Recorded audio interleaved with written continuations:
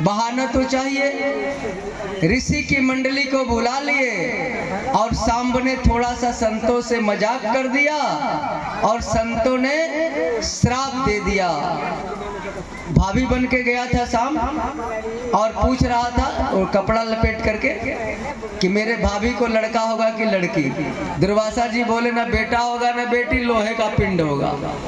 सचमुच लोहे का पिंड निकला, कपड़ा खोला गया। तो उग्रसेन बोले कि इसको समुद्र में घीस के बहा दो, कन्हैया से मत करना, जो होगा देखा जाएगा। और वही लोहा का कण प्रभास क्षेत्र में एरका नाम का घास होगा और सारे जजवंश उसी घास से आपस में लड़के मर गए। और एक कण मछली निकल गई थी, वो एक बहेलिया बाण पर लगा लिया उस कण को और वही बाण कृष्ण पर चला दिया और भगवान दुर्वासा जी का श्राप लिए, गंधारी का श्राप लिए, बाण लगा और अंत में बोले कि अर्जुन को बुला बहेलिया, अपने ऊपर कलंक क्यों लेता है, मत रो, हम श्राप अपने ऊपर लिए हैं। अर्जुन जब बुला के लाए गए तो भगवान बोले कि से हम तो जा रहे हैं धरती को छोड़ के, पीछे से तुम भी आ जाना, 7 दिन में द्वारिका डूब जाएगी, मेरे जो माता पिता बच्चे हैं सबको लेके चले जाओ इंद्रप्रस्थ। और भगवान ने प्राण त्याग दिया। बलराम जी सोचे कि अब जी के क्या करेंगे। बलराम जी भी सर्प में परिणत हुए और समुद्र में चले गए। इसके बाद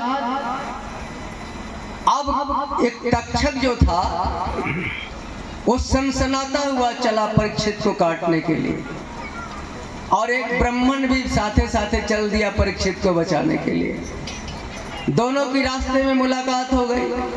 इधर सुखदेव बाबा अपना प्रवचन खत्म कर रहे हैं, परीक्षित सावधान हो जाओ, तक्षक चल दिया है। हम शरीर बदलते हैं, हम मरते नहीं हैं, हम कपड़ा बदलते हैं। और सुखदेव बाबा वहां से उठे और चल दिए जंगल की ओर और परीक्षित मौन हो गए। देखो कथा विराम की ओर जा रही है, तो कथा सुनने में यदि अशुद्धि हुई होगी तो 3 बार हमारे साथ एक मंत्र है भागवत का, पढ़ लो, दोष मिट जाएगा। हम बोलेंगे फिर आप बोलना। नाम संकीर्तनम अस्य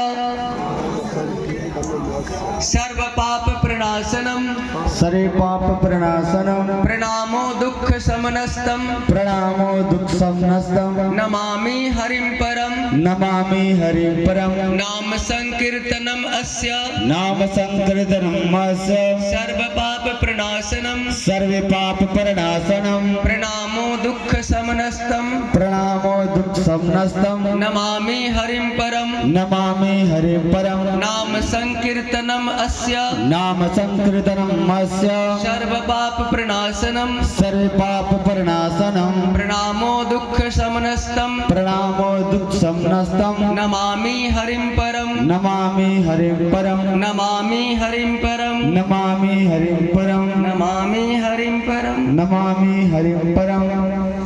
परीक्षित बिल्कुल सावधान हो गए। वो शरीर से निकल करके उनकी आत्मा परमात्मा से मिलन करने लगी। तक्षक और ब्राह्मण रास्ते में मिल गए। तक्षक बोला कहाँ जा रहे हो ब्राह्मण? कश्यप ब्राह्मण था। बोला जा रहे हैं परीक्षित को तक्षक डसेगा, हम बचा देंगे। तक्षक असली रूप में आ गया, आदमी के रूप में था। बोला हम ही तक्षक हैं, इस वृक्ष को डंक मारते हैं, इसको जिंदा कर दोगे तो समझ जाएंगे परीक्षित को जिंदा कर दोगे। वृक्ष में डंक मारा, वृक्ष धू धू करके जल गया। ब्राह्मण हाथ में जल लेकर के मंत्र पढ़ के मारा, वृक्ष सही हो गया। और वृक्ष पर लकड़हारा लकड़ी काट रहा था, वो भी जिंदा हो गया, लकड़ी काटने लगा। तक्षक समझ गया कि ये तांत्रिक जिला देगा।